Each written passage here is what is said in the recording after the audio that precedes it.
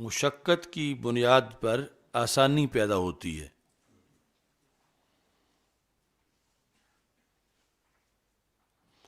مشقت سے مراد ہے کہ جو عادی طور پر چیز ہے اس سے ہٹ کر حکم لگایا جائے۔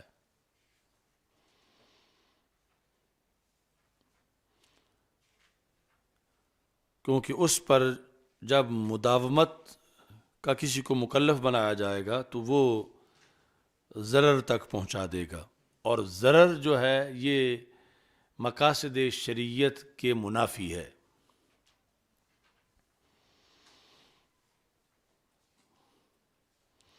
اس میں اصل جو ہے وہ آیات ہیں۔ وما جعل علیکم فی الدین من حرج، اللہ تعالیٰ نے تم پر دین میں کوئی حرج نہیں رکھا۔ یرید اللہ بکم اليسر ولا یرید بکم العسر، اللہ تم سے یسر کا ارادہ کرتا ہے، عسر کا ارادہ نہیں کرتا۔ یرید اللہ ان یخفف عنکم، اللہ چاہتا ہے کہ تجھ سے تخفیف کی جائے۔ وَخُلِقَ الْإِنسَانُ ضَعِيفًا، اور اس میں احادیث جو ہیں وہ بہت سی ہیں۔ مثلا جو رسول پاک صلی اللہ علیہ وسلم فرماتے ہیں لولا ان اشق علی امتی لاخرت صلاۃ العشاء الی آخر اللیل، اگر میں اپنی امت پر مشقت کا خطرہ محسوس نہ کرتا تو میں نماز عشاء کو آخر شب تک مؤخر کر دیتا۔ آخر شب تک مطلب ہے جب تک 2 نہ بجیں، ٹائم ہی شروع نہ ہو عشاء کا۔ تو مجھے چونکہ مشقت کا خطرہ تھا تو میں نے پھر اگرچہ جواز رکھا ہے لیکن شروع ٹائم مغرب کے فوراً بعد ہی ہو جاتا ہے۔ ایسے ہی لولا ان اشق علی امتی لفرضت علیہم الصلاۃ کما لفرضت علیہم السواک کما فرضت علیہم الصلاۃ،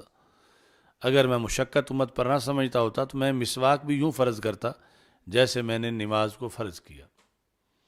تو یہاں بھی جو ہے وہ مشقت کی بنیاد پہ تاثیر آئی ہے، مشقت کی وجہ سے جو ہے وہ ہلکا پن، آسانی پیدا ہوئی ہے کہ اگر مشقت کا رستہ اپنایا جاتا تو پھر آسانی نہ رہتی۔ لیکن اس میں آگے پھر آسانی کے اندر پھر قانون ہے کہ آسانی کس حد تک، ورنہ جو بخاری کی ایک حدیث ہے یسروا ولا تعسروا بشروا ولا تنفروا، تو ایک حدیث کے ذریعے ہی پورا دین معاذ اللہ ختم کیا جا سکتا ہے۔ اگر دیگر احادیث سے اس کا دائرہ معین نہ کیا جائے، یسروا آسانی بناؤ، تو مفتیوں کو اگر صرف یہی یاد ہو یسروا آسانی دو لوگوں کو، آسانی بناؤ، تو پھر جو ہے وہ کہیں گے 5 پڑھنے میں تو مشکل ہے 3 کر دو، کیونکہ سرکار کا حکم ہے آسانی دو۔ پھر یہ ہے کہ جو وضو میں کچھ تخفیف، ہاتھ تو دھو لیں، چہرہ نہ دھوئیں ٹھنڈک میں، یسروا۔ پھر یہ ہے کہ وہ چل کے مسجد میں نہ آئیں، وہ انٹرنیٹ پر جو ہے وہ لائیو نماز میں وہاں ہی دیکھ لیں۔ تو اس طرح یسروا پہ چلتے جائیں گے تو ایک یسروا سے ہر حکم ہی ختم ہو جائے گا کہ جو بھی جہاں بھی مشکل ہے وہاں یسروا، کہ روزے جو ہیں وہ پورا مہینہ نہیں 1 ہفتہ کر لو، پھر 1 ہفتے میں یہ ہے کہ پورا دن نہیں زور تک کر لو، کیوں؟ یسروا۔ تو جب تک اب دیگر احادیث ساتھ نہیں ملیں گی تو یسروا پر عمل جو ہے وہ گمراہی ہوگا۔ اس سے پتہ چلے گا کہ جہاں تک کس حد تک جتنی نرمی ہو سکتی ہے وہ مشقت میں نہ لوگوں کو ڈالو، لیکن یہ نہیں کہ پورا دین ہی سارا بدل دو یسروا کہتے ہوئے۔ تو اس بنیاد پر یعنی یہ جانبین کے احکام کو پیش نظر رکھ کے پھر یہ ہے کہ جہاں 2 نقطہ نظر ہیں،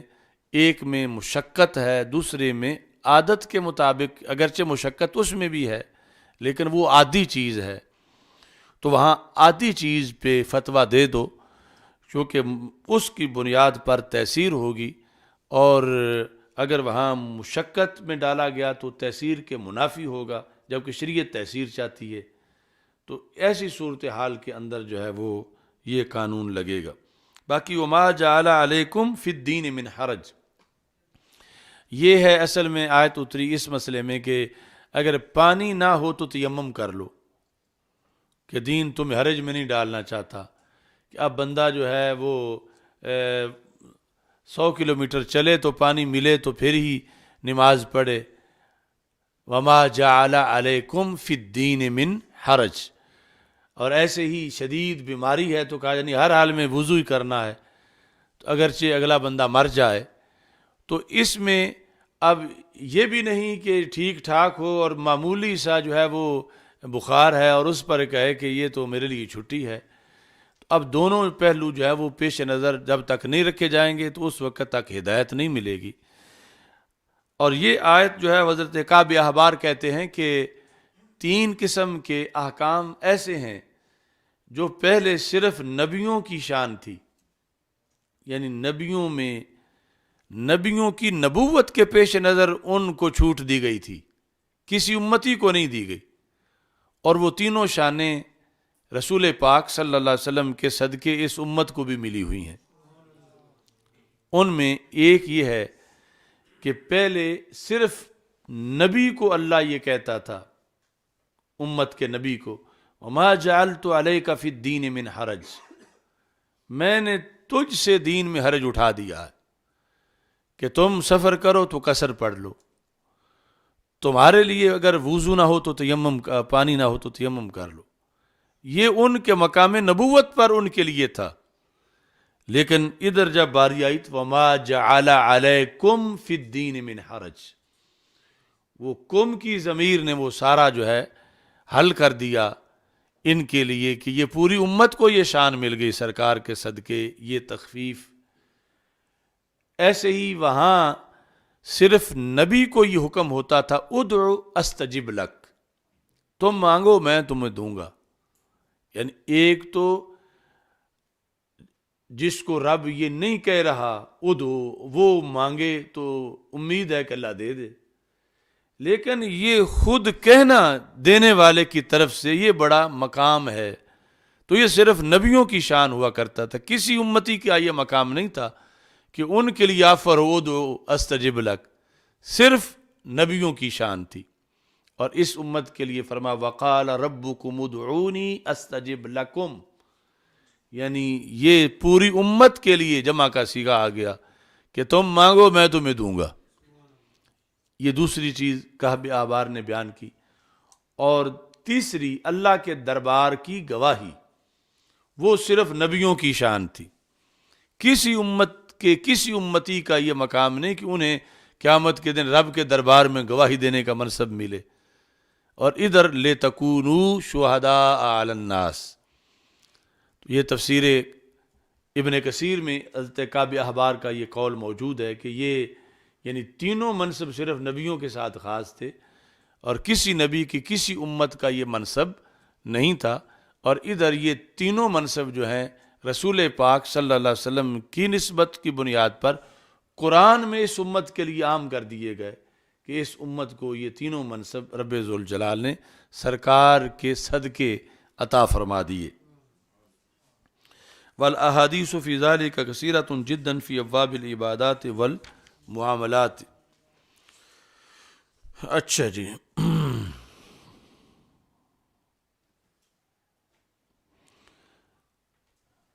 جس طرح کہ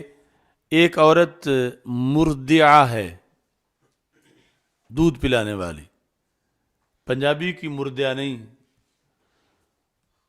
دودھ پلانے والی عورت، تو شریعت کہتی ہے کہ وہ روزہ افطار کر سکتی ہے، یعنی جب بچے کی صورتحال کے پیش نظر بار بار پلانا پڑ رہا ہے اور ادھر اس کی جان کا مسئلہ ہے، تو اباحت افطار، یا یہ ہے کہ روزہ رکھے ہی نہ، بعد میں جو ہے وہ قضا کر لے۔ اور ایسے ہی حیض و نفاس کے درمیان جو ہے دوران نماز کی چھٹی جو ہے، اور یہ چھٹی تو پوری چھٹی ہے، یعنی حیض کے دوران یعنی قضا بھی نہیں، روزے کی اگرچہ قضا ہوگی لیکن نماز کی قضا نہیں ہے۔ اچھا جی، تو یہ سارے اس قانون کے تحت ہیں کہ مشقت نے آسانی پیدا کر دی ہے، مشقت نے آسانی پیدا کی ہے کہ اگر یہ آسانی نہ دی جائے اور دوسرا فتویٰ دیا جائے تو وہ شدید مشقت ہے، تو اس کی وجہ سے۔ لیکن پھر بھی اب یہ نہیں ہے کہ مشقت مطلقاً مطلوب ہی نہیں تو اب یہ روزہ قضا بھی نہ کرے، وہ قضا والی مشقت تو رہے گی کہ وہ اسے کرنا ہوگا۔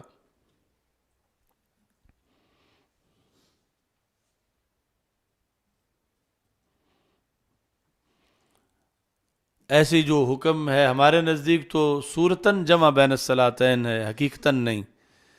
لیکن دوسروں کے نزدیک جو ہے وہ حقیقتاً ایک نماز کے وقت میں دوسری کو پڑھ لینا، تو یہ بھی مشقت کی بنیاد پر تیسیر ہے۔ قصر والا ہمارے نزدیک بھی ہے کہ مشقت کی بنیاد پہ تیسیر ہے کہ پوری پڑھنے کے مقابلے میں قصر پڑھے۔ اب اگر یسرو جو ہے اس کا دائرہ نہ بنایا جائے تو پھر قصر میں بھی مشقت ہوگی، پھر وہ بھی چھوڑنا پڑ جائے گا اگر تیسیر مطلقاً ہی تیسیر کو مذہب بنا لیا جائے۔ اچھا جی، ایسے ہی خطا و نسیان کی صورت میں یا اکراہ کی صورت میں بعض مسائل میں تکلیف کا اٹھا لیا جانا کہ اس صورت میں بندہ مکلف نہیں رہتا۔ اچھا جی، اب اس اصول پر بہت سے قواعد متفرع ہوتے ہیں، ان میں یہ ہے کہ الامر اذا ضاق اتسع، کوئی امر جب تنگ ہو تو اس میں وسعت آ جاتی ہے۔ فالامر المکلف به الشخص اذا رافقت مشقۃ، کہ جس وقت اس کی وجہ سے مشقت اور تنگی آتی ہو تو وہاں پر جو ہے شریعت اس میں وسعت جو ہے وہ پیدا کر دیتی ہے۔ اس کی مثالیں وہی ہیں تیمم، قصر اور جمع بین الصلاتین، اور بعض صورتوں کے اندر افطار اور اکراہ کی صورت کے اندر کلمہ کفر کہنے کی اجازت۔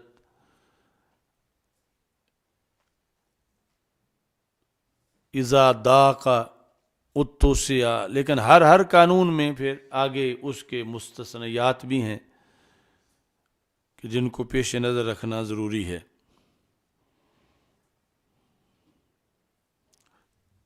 چلو الحمدللہ رب العالمین والعاقبۃ للمتقین والصلاۃ والسلام علی رسولہ الکریم۔ استغفر اللہ لا الہ الا اللہ وحدہ لا شریک لہ لہ الملک وله الحمد وهو على كل شيء قدیر، وصلی اللہ تعالی علی حبیبہ سیدنا۔